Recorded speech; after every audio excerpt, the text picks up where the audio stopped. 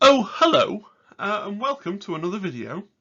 In today's video, we're going to be talking about the balanced data slate for Q2 2022, which came out today, the 24th of June. So I know that other videos have already come out about this. I have not watched them. I'm trying to form my own unique opinions in order to create interesting and diverse content for you guys out there, so you can play the fun game of seeing what thoughts are consistent across all of YouTube and what different opinions there are. Let's get straight into it. So, grenades. I am really positive on this change. Okay, let's go through the change. You can only select each equipment with the indirect special rule, e.g. dynamite, crack grenade, fusion grenade, once per battle. If a friendly operative is already equipped with such equipment is selected, e.g. the Assault Grenadier Pathfinder, this counts as your selection. So the nerf is harsher than I would have thought it would be, because I along with a lot of people, I thought this was coming, but I kind of felt that they would give the Tau and the Bloodied the benefit of their extra Grenadier, right? So they could have more grenades. There are still some models that have extra grenades. We're going to get into that in a minute. But, yeah. So one crack grenade per team and one frag grenade per team. You know, and that's important because when I first looked at it, I thought it was going to be one grenade per team. It's not. You can have one crack, one frag, etc. I really like the change because I think it makes the game, apart from anything else to do with balance and crunch, it makes the game more interesting. Because no more when you're reading an equipment list, you kind of have to go, oh, well, this thing's pretty cool and fun, but it's not as good as a crack grenade. And then you kind of feel like if you're taking something because you think it's cool, fun, thematic, and interesting, I always have that nagging voice in the back of my head that goes, yeah, but you're not taking the optimal choice. The optimal thing is to take the crack grenades. Now you can take the stuff that sings to you, the stuff that you find interesting, and not feel like you're letting yourself down or throwing the game. So for me, it's a positive on that score. I wanted to briefly mention Compendium Marines. So Compendium Marines have a piece of equipment called, in the Intercessor Fire team, they have an auxiliary grenade launcher. So the way that's worded, the auxiliary grenade launcher still gets 2 crack grenades, and it does lose indirect if he uses the grenade launcher, but if you actually go and read the piece of equipment, he can throw his 2 crack grenades. He doesn't have to choose to use the grenade launcher, so I guess it's a small buff, a small relative buff to Compendium Marines, but that's really just a sort of a joke thing. You know, it's still not good. Look, there's some rending of garments here, and people really complaining about the lack of grenades. People saying that, for example, the new Phobos Marines, people saying that they're not going to be good because, you know, they're losing one of their valuable sources of AP. And then other people countering and saying, actually, but they're going to be really good because they can be concealed for the whole game really easily, and therefore, you know, with much less indirect available, that will help them to dominate the game. It swings and roundabouts, and really I think we're going to have to play a lot of games. It's the same with people are saying about Harlequin. We're going to get into the Harlequin nerfs. People are saying that actually grenades, you know, were a big problem for Harlequins with them out the picture. So they've risen up. You know, it really is a sweeping change. People saying it's effectively a buff to legionaries because a lot of teams needed to take cracks to deal with elite teams. It's a really big change. It's going to need a lot of games to bed in. I think it's a positive change. It's going to alter the power level of most teams. It's going to really, really shake up the meta, and we need to play it. We need to play it and play it and play it and see what a difference it actually makes. Because absolutely it shakes up the meta.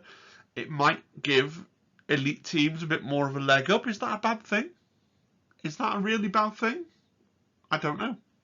I don't know. So yeah, grenades. You know, questions like when I remember when I was playing novitiates more seriously, and I thought, well, heck, if I go up against custodes, I need to ladle on the crack grenades because there's not a lot. You know, if they kill my leader, there's not a lot else I can do about them, and now that's one less source. And to be honest, I've got a whole shower thoughts video on the way about the importance of armor penetration in kill team. So I don't want to get too far into that now, but it has given it many teams just less access to AP. And it can't be understated how much of a change that is, because, you know, I really think that you can kind of boil the teams down and say, look, the teams that have the most access to AP2 plus weapons, like you can basically just rank them by how much AP2 they can take. And this has taken a lot of AP2 away from a lot of teams. Yeah. But overall, a good change, but we need to play it and play it and play it to fully understand the ramifications of the change, because it's deeper than you think. Hunter Clade, I am genuinely excited for Hunter Clade. Let's see what they've got. So the Doctrina imperatives, so there are these 4 different things that they could choose from that had a positive and a negative. The negatives are really negative, so a lot of people didn't bother with them, and would just sit on the balanced doctrine that did nothing. But now you could have 1 each turning point. So you can have, instead of just having 2, you can have 1 in all 4 turns, okay? And you ignore the negatives during the first turning point is active. So in practice, what I suspect that means is there are 4 Doctrina, and you're going to cycle through those 4 Doctrina, 1 each turning point, to get a different buff each turning point. And so the skill will come from making sure you have the right buff at the right time. They've also got a buff to their operative selection, so it's 1 additional operative, which is bigger than it sounds, because it's not just, oh, we throw in an extra basic warrior like Marines got in the last balanced data slate. It's much more than that. Because of the way the Hunter Clade army list is written, it says that no more than half of your team can be Sicarian. Sorry, half of your team, more than half of your team has to be the non-Sicarian models. The what are they called?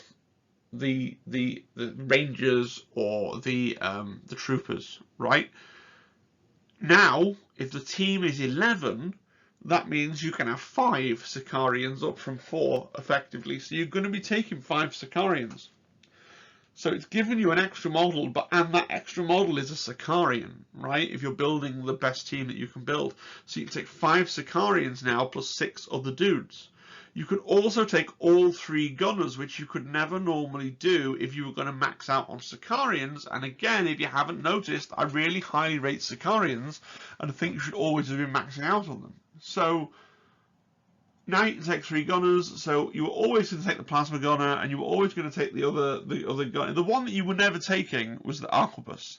The arquebus is the worst gunner, absolutely, but without the opportunity cost of the other guns, I think you take him over a basic shock trooper, because he's still got AP, right? So now I'm genuinely excited for Hunter Clade. I want to do a first impressions Hunter Clade rundown video. Maybe that will come tomorrow even. I want to look through the AdMech miniatures that I own and maybe put together a Hunter Clade kill team. Like, they've changed enough about Hunter Clade to make me genuinely feel excited about them. And it's not a team that Mrs. TI or Zimbad play or are interested in. So it would shake up our little local meta a bit. Yeah, I really like the sound of Hunter Clade. Because just having 5 of the Sicarians, like, that's really cool to me, because they're cool models. They really are. And they're quite beefy for kill team as well. So look out for that Hunter Clade rundown video coming soon. Void Dancer Troupe. So the Void Dancer Troops got nerfed. They got the nerf that I thought they should get, plus another one. So they've lost this second bullet point, Sadaf ability, delete the 3rd bullet point from the effects of adding the 4th mark to your performance tally. That means they're no longer getting their extra command point every turn when they've achieved their performance, which is good. They never needed it. It was obnoxious. I'm glad that it's gone. I think that will go a long way towards balancing them. They've also done something to Segarak's Jest, so they've changed it so that it only works when your opponent strikes with a normal hit. Yeah, so you can no longer trigger it off being struck with a critical hit. So therefore, if you get crits, you can strike with the crits first, because you obviously playing against the void. Well, you'd always strike with your crits first anyway, so you can strike with your crits so that you can get them off without the opponent being able to trigger Segarak's Jest, which is pretty good. as well. Some people have been calling for more Void Dancer nerfs, but like I always think of it as like you know, I'm a computer science teacher by trade, and I've spent a lot of my time trying to troubleshoot tech problems. You know, you change one thing and see if that's fixed it, and then you change something else and see if that's fixed it. You don't change 10 things, because then you don't know what's fixed it and what was pointless. So I'm glad that they're taking this incremental approach to trying to step down the Void Dance Troupe a little bit. I think it's worked really, really well. And we just now have to play it and see what happens with it. But it sounds to me like it's good. It sounds to me like it's a nerf without really ruining the feel of, you know, of the army. I don't think any Void Dancer players are going to be able to credibly come on and say, oh no, we really needed that extra command point, right? I don't think so. So I'm really positive about that change as well. Right, so alongside, those were the only changes in the balanced data slate. Alongside those, they published an article that I've reproduced here on the slides.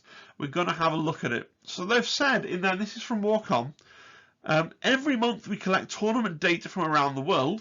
So I assume they're using BCP to do that. We then evaluate the data and use it to inform future balanced data slates to ensure any changes we make are accurate and appropriate for what's happening on the ground. There are different ways we do this, but the primary statistic we look at is average win rates. In an ideal world, the game would be perfectly balanced if every faction had a 50% win rate. In practice, this is very difficult to achieve. Therefore, we aim for every faction's win rate to sit between 45 and 55, right? That makes sense to me. And then they've put up this graphic for win percentages for May. Now, this is a balanced data slate for a whole quarter, so I'm not quite sure why we've just got the May win rates and not the rest of the quarter. Now, those of you that follow Can You Roll a Crit on YouTube, he does do analysis of the BCP data. You'll notice that his analysis looks very different to what Warhammer Community have produced, and I'll refer you over to his channel and his videos to try and understand why that might be. But just to flag up here, there are different ways of interpreting that data. I mean, it's the old thing people say, isn't it? There are lies, damn lies, and statistics. You can generate statistics to show anything that you want by deciding what you include and what you exclude.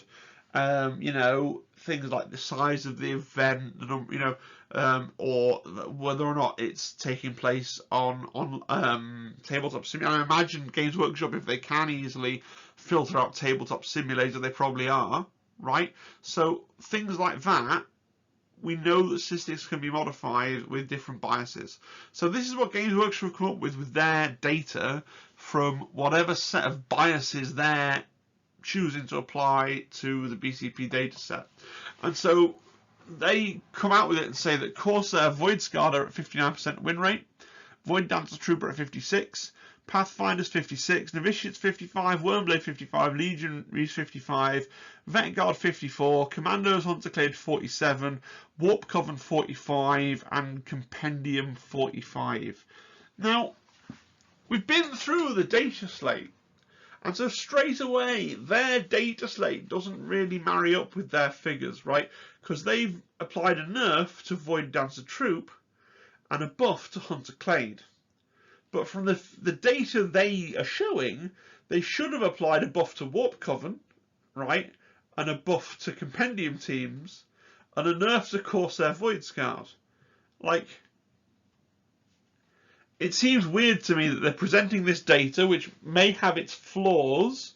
Certainly it differs from other data in the community, but then the actual changes they've made don't seem to be reflected in what the data is that they have. Let's just go through this. Now, this is literally just my gut, right? If I read through this list, my gut, right? Corsair Void Scarred on top is weird. I've never seen any people play. I've never played against them. I've never played with them. I don't see anyone play them. I think Games Workshop did them dirty by releasing them, as I said in the video, releasing them at the same time as the Void Dancer Troupe. And so Eldar players were going to gravitate towards Void Dancers. Void Dancers, not surprised they're near the top. Pathfinders, not surprised they're near the top. Novitiates, You know my feeling on Novitiate. I think 55 is probably accurate. Doesn't surprise me. Wormblade Legionaries. This doesn't surprise me. It surprises me a little to see Vet Guard so far, like, towards the bottom of the pack. Because if you ask me, and if you ask the rest of the people that work on the channel, Zimbad, Mr. Stable to Impulse, Vet Guard is the team that we fear. Right? Now, what this data doesn't really show, the way that Games Workshop presented it, is how many people are playing with all the different armies, and therefore how many people are winning with them. Because one of the things you have to think about with Vet Guard is, do you have to be a very skilled player to dominate with Vet Guard, whereas, say, Harlequin Troupe, are they more of a pick-up-and-play thing? So balance is weird like that. If you have 10 people that play Harlequin Troupe and they all win, and if you have 10 people who play Vet Guard and 4 of them win, but the 4 people who win with their Vet Guard are capable of beating any of the 10 Harlequin players any day of the week, like, I'm explaining it badly, but basically you've got this idea of sometimes a team can be good because it's easy to pick up and win with, and sometimes a team can be good because if you're good with it, you will dominate every other team, like against an equally skilled player. You know, if we could clone the top players in the country and create a data set just from them playing each other, the order of the teams would look different, right? And then you've got to factor in other things, which in fairness Games Workshop do later in the article, but you may remember I did a shower thought ages ago to what extent does hobby affect the meta. There is definitely an effect there, right? And there's also the idea of what is, for example, Commandos had a really early bump in terms of their stats of popularity because they're a really good one-box team as well. So, a bit surprised to see Vet Guard that low, surprised to see Warp Coven below Hunter Clade, because my belief is that Hunter Clade are the worst compendium team. Their data seems to show that Warp Coven is the worst, not compendium, sorry, bespoke team. Seeing them group the compendium teams together at the bottom on 45% is a little disappointing. I would like to have seen the teams kind of pulled out separately. Things like, Compendium Imperial Guard, where it's pure Scions, are doing really well at the moment. Grey Knights are doing pretty well. Death Guard doing pretty well. Other Compendium teams are not doing so well. But I think, if anything, this is an indication that Games Workshop themselves, they share the view of some of the other content creators and some of the other bits of discourse on the internet, that the Compendium is not really, like, if they're prepared to boil Compendium up and release it as one stat, then that tells me that they don't really care either. Okay? So it's very possible that we're not going to get, like, they've got Compendium on the bottom with Warp Coven, and we haven't had more buffs to Compendium teams. So it could be that they no longer care about Compendium teams. And that, I played Death Guard in my last competitive tournament, so obviously that slightly rankles, but it is what it is. Anyway, there's more to this article, so let's continue. So, a lot of text on this slide, apologies. So from May's data, we see that only the Corsair, Void Scarred, Void Dancer Troops and Pathfinders fall outside our ideal range. A 2% win rate separates 6 of the top 7 factions, healthy mix, further evidenced by the varied spread of podiums and top 10s at tournaments, bodes well for the current state of the game, plenty of factions fighting out, clear player skill to make the difference. I agree. I think the meta's in a really good place, healthy place. It's interesting to me that they call out Void Scarred, Void Dance Troops and Pathfinders, but it's only actually the troops that they went out to nerf. Interesting. Void Scarred are our top performing faction in May. Along with Hunter Clade, they're being picked less over the other factions. I would love to have seen a graphic for their data in terms of how many things were being picked. Like, I know I can get that data from Crit and from BCP directly, but it would be great to see Games Workshop present the data that they used with the same set of biases applied. They think it could be that Corsairs are being picked less because of new models and hobby delay. It's exactly what I said about hobby affecting the meta, because it's hard to get hold of Corsairs at the moment, right? and they're kind of intimidated to paint. Hunter Clade, though, aren't being picked because they lack some stuff, so they've put some stuff in. They also say in April their win rate was really down and low at 28%, right? So they understand, even though their bar chart from the previous slide doesn't show it, they understand that Hunter Clade needed a boost. So we've boosted Hunter Clade. Void Dancers, however, have a 68% win rate, and they say that they didn't want to rush out a patch too soon. So that was in April. They didn't want to rush a patch too soon to see if they'd settle down as people learned what they did. And their win rate fell to 56%, which is 1% above their ideal. So they've decided to do some little nerfs to them to see what that does. Okay, fine. And they're going to monitor Corsair, Voidsguard and Legionaries, our two newest teams, as we gather more data, from which we can imply that they're not going to nerf in a data slate. They basically are saying that we're never going to nerf things that the latest things from that quarter, right? We're always going to give them another quarter to bed in to see if people get used to beating them. Fine, good, I think. Grenades have become very prevalent across the kill zone. Yes, we've all been crying out for the grenade nerf just because it makes the game less fun and boring if you don't get to consider that other equipment. Indirect's very good. They're happy with how they work. We're just going to get rid of them. Yeah, we're going to get rid of their prevalence a little bit to make them a maximum of 1. And they say they feel the change will have a significant impact on Pathfinders, Novitiates, Wormblade and Vetguard. So they believe that they've effectively made a nerf to those teams. I think they've also nerfed Bloodied, but you know, Bloodied and Phobos didn't even feature in their analysis, so I guess they haven't thought about those at all. But yeah, I know a lot of people feel Novies needed a nerf. I think this represents a small nerf for them. I felt that Vetguard needed a nerf. I do think this represents a small nerf for them. We'll see and we'll let it bed in. I might have liked them to do more to nerf Vetguard. I think Vetguard need 1 less gunner. But these are the changes that they chose to make. And I think overall I'm positive about them. And the reasons, the data's a little weird. Almost if you ignore the data, the actual things they've written after the data make more sense. It's just that the verbiage on this slide doesn't seem to relate to the data on the last slide much, right? I'm not sure where their data's from, but I agree with their changes by and large.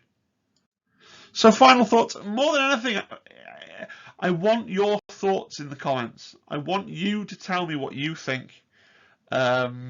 In terms of whether these changes are fair, whether they're making you smile, whether they're making you frown, whether they're going to make you, you know, think about picking up Hunter Clade like I might, or whether they're going to change how you build certain teams.